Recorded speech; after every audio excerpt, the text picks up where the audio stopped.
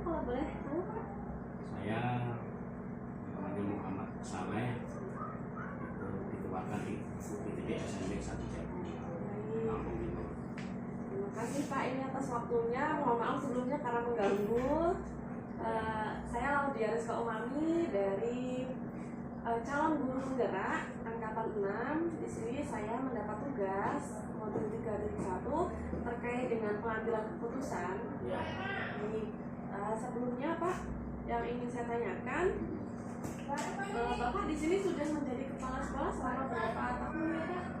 Ya, kalau di Benedik sejak 1 Desember 2022. Sebelumnya sekitar setahun aku dikit itu sebagai PLT di UPTD SMP 1 Jabu, Lampung Timur. Baik, jadi sudah lumayan lama ya Pak yang Ya, menjadi kepala sekolah ini. cukup lumayan. Ya, sesuai dengan tugas saya Bapak, yaitu mengambil keputusan ya Pak. Ini Ya, sangat berkaitan dengan Bapak. Yang ingin saya tanyakan, ada enggak Pak masalah yang Bapak hadapi selama menjadi kepala sekolah ini yang mungkin menimbulkan dilema dalam menyelesaikannya? Ya, namanya masalah tetap ada, apalagi di dunia pendidikan, baik itu ya, siswa, mungkin juga sebagian dari tenaga pendidik dan tenaga kependidikan. Salah satunya yaitu contoh masalah siswa, diantaranya itu ada anak yang mungkin melanggar tata tertib, dan juga dari situ sehingga kami sebagai kepala sekolah tidak membiarkan, karena pendidikan itu kan sifatnya kan yang tanggung jawab adalah ya, guru juga atau sekolah, kemudian yang utama adalah wali murid sendiri dan juga masyarakat, sehingga kami duduk bersama untuk menyelesaikan itu. Alhamdulillah selama ini ya masalah yang seperti itu bisa kami selesaikan dengan cara seperti itu. Alhamdulillah, berarti luar biasa ya Pak dalam mengambil keputusannya, sangat solutif sekali. Karena pasti tentunya di dalam situ ada dilema ya Pak. Ya, sesuai dengan materi yang sedang saya ambil Pak, ini di modul 3.1, yaitu ada dilema etika dan juga rujukan moral. Perbedaannya, kalau dilema etika itu dilema antara keduanya itu benar, tidak ada yang salah ya Bapak. Kalau yang rujukan moral itu bisa dia ada benar dan juga salah, jadi di situ ada hukum yang terkait tentang hukum. Tapi kalau yang dilema etika ya seperti yang dialami Bapak tadi ya Pak, karena di situ tidak ada pelanggaran hukumnya, namun hanya dilema saja. Itu yang satu benar dan juga benar karena tidak ada yang salah ya Bapak ya. Baik Bapak, yang saya tanyakan kembali ya ini selama ini bagaimana Bapak dapat mengidentifikasi kasus-kasus yang merupakan dilema etika maupun rujukan moral? Itu diperjelas contohnya paling kecil apa juga kira-kira. Misalnya kalau misalnya yang dilema etika itu yang seperti tadi Pak, ada anak yang melanggar peraturan namun masih di taraf hal yang biasa gitu, tapi tetap menimbulkan dilema karena satu sisi kita harus memperhatikan anak, satu sisi kita juga harus melihat peraturan itu memang dilanggar, memang tidak boleh. Namun kalau yang rujukan moral itu Bapak, misalnya anak tersebut melanggar namun pelanggaran itu terkait tentang hukum, jadi kita tidak bisa memang itu salah gitu. Bagaimana cara Bapak mengidentifikasi bahwa ini kasus yang memang dilema etika dan ini memang kasus yang rujukan moral gitu. Jadi intinya kalau di SMP 1 Jabu itu kan di awal-awal dari dulu sampai sekarang ada namanya tata tertib, yang mana tata tertib itu diberikan pada waktu anaknya masuk di SMP jadi kelas 7. Nah, dari situlah dia baca, dia pahami. Nah, situ tentunya kalau namanya tata tertib itu harus dilaksanakan.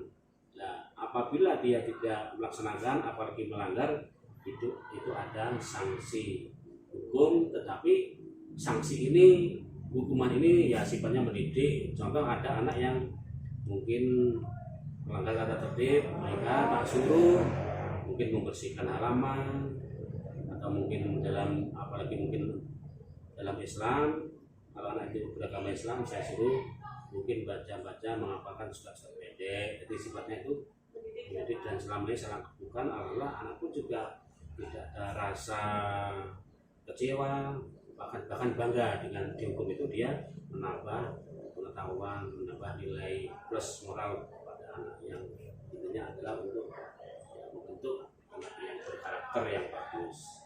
Baik, tadi saya sangat antusias mendengar yang penjelasan Bapak terkait ada anak tadi ya Pak ya yang melanggar dan harus dipisahkan dengan orang tuanya juga ya Pak ya, kalau tidak salah tadi ada salah satu anak ya Pak. Kalau yang ingin saya tanyakan itu bagaimana Bapak mengambil keputusan itu, pasti kan sulit ya Pak menentukan. Satu sisi Bapak melihat orang tuanya yang mungkin harapannya memang pada anak itu, satu sisi kita juga peraturan yang harus kita taati gitu ya Pak. Bagaimana Bapak menjalankan pengambilan keputusan tersebut dalam keadaan dilema? Iya, kembali kepada namanya masalah pasti ada, tetapi tidak ada masalah yang tidak ada solusinya. Solusinya itu yaitu karena di SMP 1 ini sifatnya yaitu kekeluargaan, kebersamaan. Jadi saya sebagai kepala sekolah yang dituakan tidak bisa mengambil keputusan sendiri.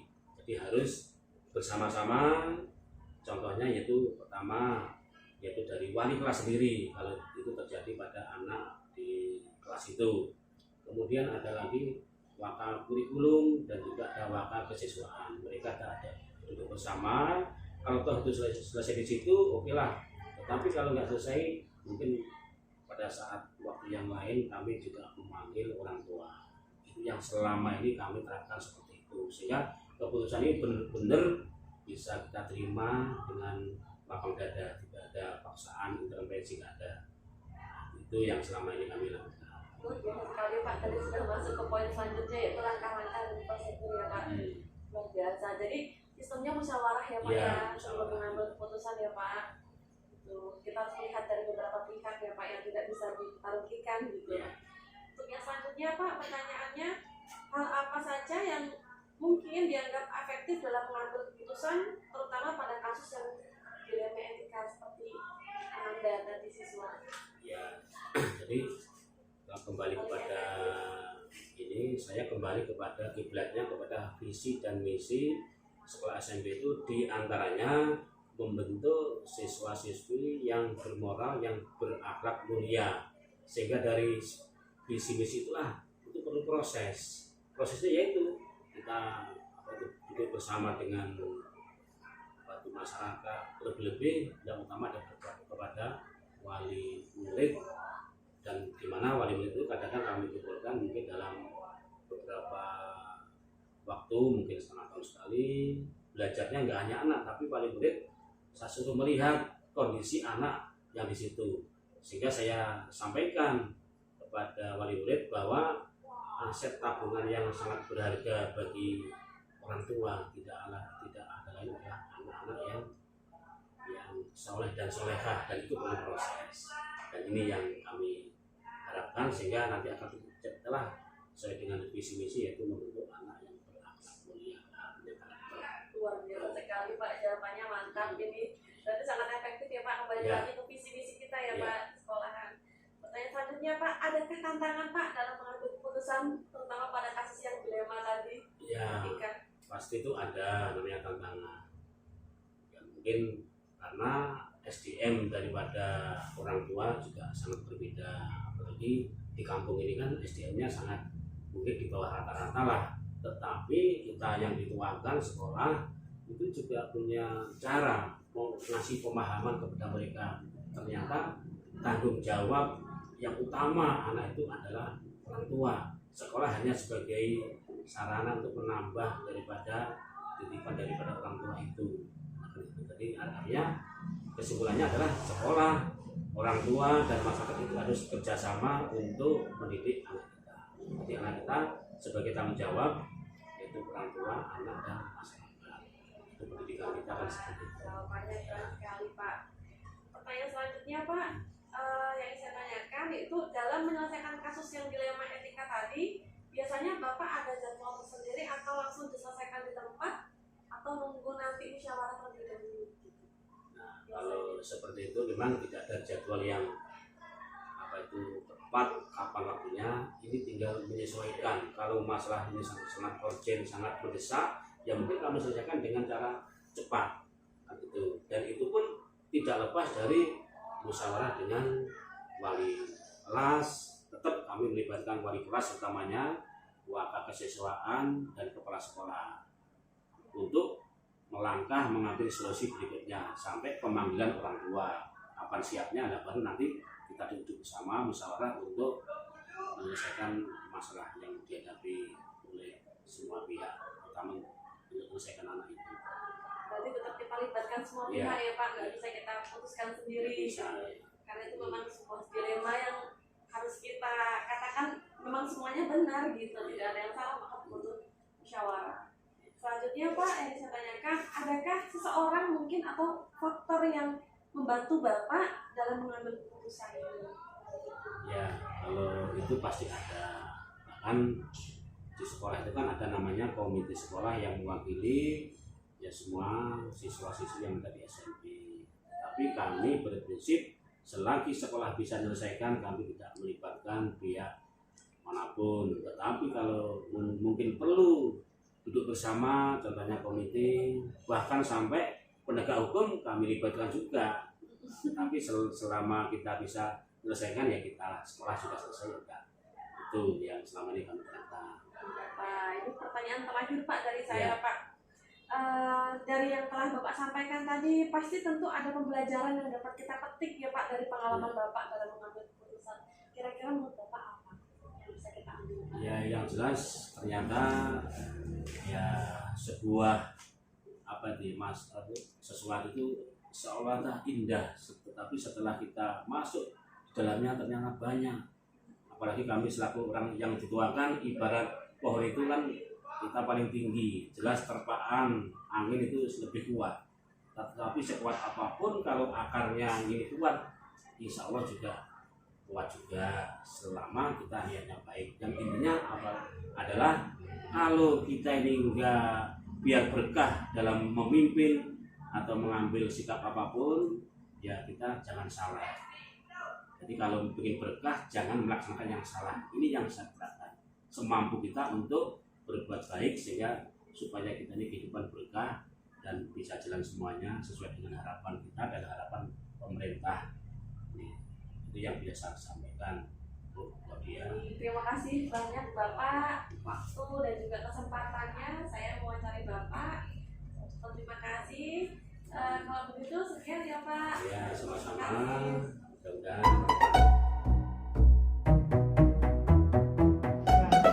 Perkenalkan, nama saya Laudia Umami. Saya di sini sebagai calon guru penggerak angkatan 6. Ingin mewawancarai Ibu sedikit saja terkait tugas kami pada modul 3.1 tentang praktik pengambilan keputusan.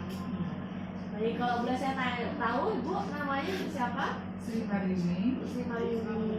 Kepala sekolah SMP Negeri 2 Jati. Kepala Sekolah SMP Negeri 2 Jati.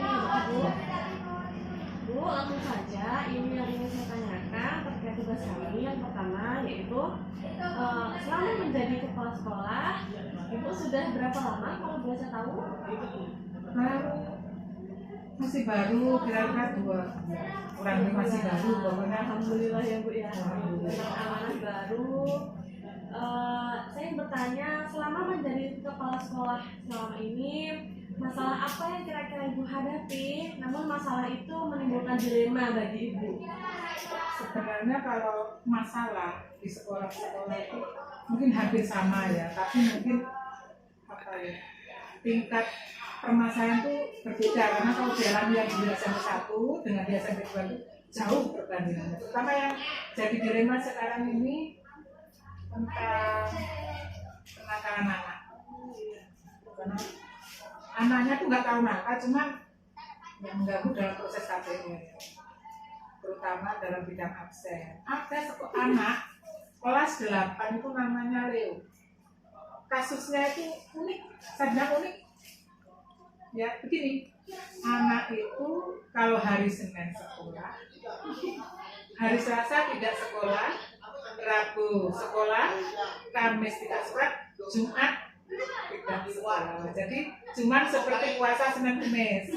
Nah kemarin setelah ada kesempatan, saya sebagai kepala sekolah ingin menindaklanjuti. Saya kumpulkan teman-teman dulu di kantor, nanti kita bahas masalah ini. Karena nanti Kalau kita tidak menindaklanjuti, anak itu menjadi cerminan yang lain. Wah, saya harus naik. Si Leo tidak pernah sekolah aja kok naik. Nah itu takutnya nanti sekolah itu seolah-olah tidak mempunyai kredibilitas. Pasti itu mengalami dilema ya Bu ya. Iya. Dilema sekali Itu salah satu contohnya. Iya. Dilemanya bagi ibu terutama, satu sisi itu kita ingin berpihak pada anak, tapi satu sisi ada peraturan yang mengikat ibu ya yang harus ditaati oleh anak. Pertanyaan selanjutnya ibu, di sini saya kan membahas materi mengenai pengambilan keputusan ya bu ya, terutama bagi ibu sebagai kepala sekolah gitu. Jadi yang saya pelajari ada dua hal bu, ada dilema etika sama ada bujukan moral. Kalau yang dilema etika itu yang keduanya itu benar, tapi kita diambang dilema gitu. Jadi tidak ada kaitannya sama hukum gitu ya bu ya. Tapi kalau yang satu lagi ini bujukan moral ini lebih ke yang satu benar tapi yang satu salah gitu. Tapi kalau saya lihat tadi dari kasus tadi sepertinya tadi dilema etika ya bu ya, sama-sama dilema gitu karena keduanya ada benarnya. Mungkin anak tersebut punya alasan kenapa dia begitu ya bu ya. Pertanyaan selanjutnya Bu, yang saya tanyakan, bagaimana Ibu mengidentifikasi kasus-kasus yang dilema etika ataupun yang bujukan moral, yang membedakan gitu? Yang membedakan, terutama kalau kita lihat suatu kasus, kita akan melihat latar belakang dari siswa tersebut. Kalau tadi kita berbicara latar belakangnya bagaimana, kita kan bisa melihat kalau latar keluarga harmonis tentunya tidak bermasalah. Terus kalau latar belakangnya misalnya broken home itu ya jelas ada masalah. Itu intinya sebuah keberhasilan dalam proses KDM. Berarti kembali lagi kita lihat backgroundnya ya bu ya. Karena setiap anak itu pasti punya latar belakang yang berbeda-beda. Ada yang utuh keluarga, ada yang broken ya bu ya. Selanjutnya bu, bagaimana ibu menjalankan dalam mengambil keputusan itu? Terutama ada kasus yang di mana ada dua kepentingan yang sama-sama benar dan mengambil pilihan kebijakan. Maksudnya yaitu saat ibu mengalami dilema yang kasus tadi si Leo tadi, pengambilan keputusan seperti apa yang ibu lakukan dalam menghadapi keputusan itu? Setelah saya berbincang-bincang pada guru, terutama guru yang mengajar khususnya wali kelas itu, tindakan apa yang saya lakukan? Pertama, kita datangi dulu. Setelah itu kita tekan anak itu supaya rajin belajar. Tadinya alasannya tidak masuk akal, kalau masuk akal sakit oke lah. Tapi kadang-kadang kata orangnya sudah dipersiapkan, orang banyak hati ya, dipersiapkan semuanya, tiba-tiba mau berangkat perutnya sakit, terus jadi nggak sekolah. Kemudian pernah datang ke sekolah telat, bukannya ngetok pintu tuh gerbang, tapi malah pulang. Ketika dia pulang ada temannya yang jadi pos, rumahnya itu jadi pos tempat berkumpulnya. Nah yang kenapa guru tahu? Karena si Leo sendiri, Bu kemarin ini nggak suka tempat saya loh, nah gurunya pindah. Tapi anak-anak memang di sana banyak kan jujur. Terus maksudnya dia tuh jujur. Misalnya contohnya kasus nggak sholat itu kan di sana agamanya ini ya, maksudnya ada yang Kristen, ada yang kita jadi kita nggak tanya kenapa nggak sholat, Bu saya nggak muslim, jadi kita nggak perlu menghafalkan, dia bisa jujur gitu. Terus ada lagi kasus yang misalnya begini, kelas 9A di sana 9A itu sering anak masuk, mungkin dari segi ekonomi kurang, di sana kan lapang lahan pertanian, jadi kenapa lu kamu nggak sekolah? Bu saya nggak sekolah, itu saya buruh giling jagung. Ya Allah, katanya untuk beli pulsa, untuk beli ada seperti itu. Memang kerja anaknya rajin. Jadi ya kalau kita tegas-tegas ya, kita namanya sekolah punya aturan ya. Ya kita agak maklumi sedikit kalau dia memang ekonominya kurang. Pasti itu mengalami dilema juga ya Bu. Dilema banyak bingung karena satu sisi memang benar benar gitu. Semuanya. Anak itu bekerja untuk dianya juga benar juga bagi dia ya Bu ya.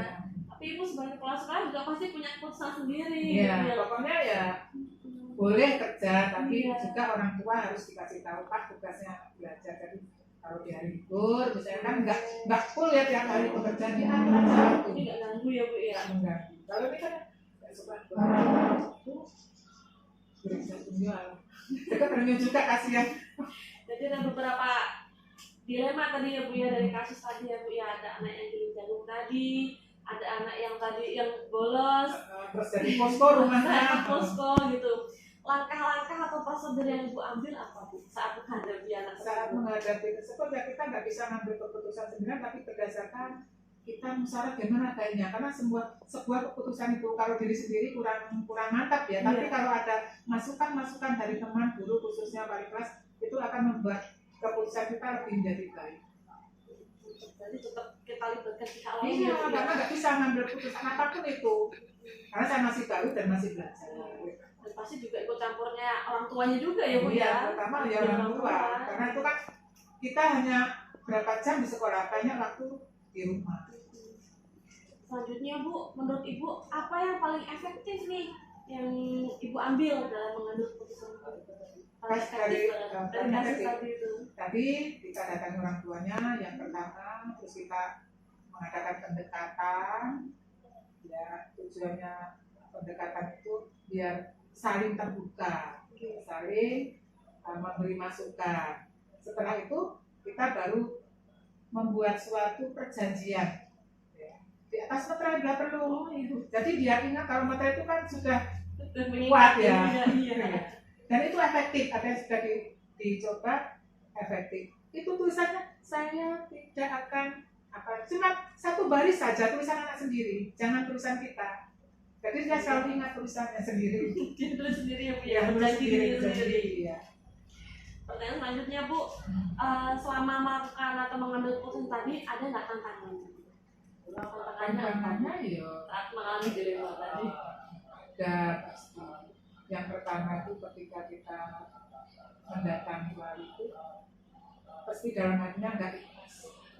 Apalagi terus datang lagi kan begitu dalam ini. Jadi setelah kita menemukan semua permasalahan tadi, akhirnya bisa menerima. Jadi tantangannya orang tua juga ya Bu ya. Orang tua. Sebagai kepala sekolah itu pasti dilema juga ini. Iya. Satu sisi kasihan orang tuanya, satu sisi kita juga harus ngikutin peraturan gitu ya Bu. Pertanyaan selanjutnya Bu, saat menghadapi dilema tadi, ada nggak kasus tadi, ada nggak jadwal atau waktu gitu? Apakah langsung diselesaikan di tempat atau kita atur waktu dulu gitu? Kita pelaksanaannya itu diatur waktunya. Jadi pertama yang menjadi wali kelasnya itu bukan wali kelas itu berdasarkan guru maba. Jadi nanti wali kelas dulu baru ke orang tua. Jadi prosedurnya nggak langsung diselesaikan di tempat ya Bu ya? Ya, Kalau itu kasusnya yang agak rumit ya, atur waktu diskusi dulu dengan wali murid dan juga orang tua ya Bu ya.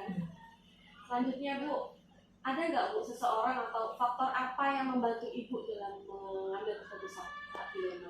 Saat dilema ini saya sering konfirmasi, sering bertukar pengalaman di sela-sela misalnya waktu istirahat itu ya, sambil ngobrol lah, kita nggak terlalu kaku dalam mengambil dalam bermusyawarah itu. Ketika ada waktu sedang ada masalah langsung aja.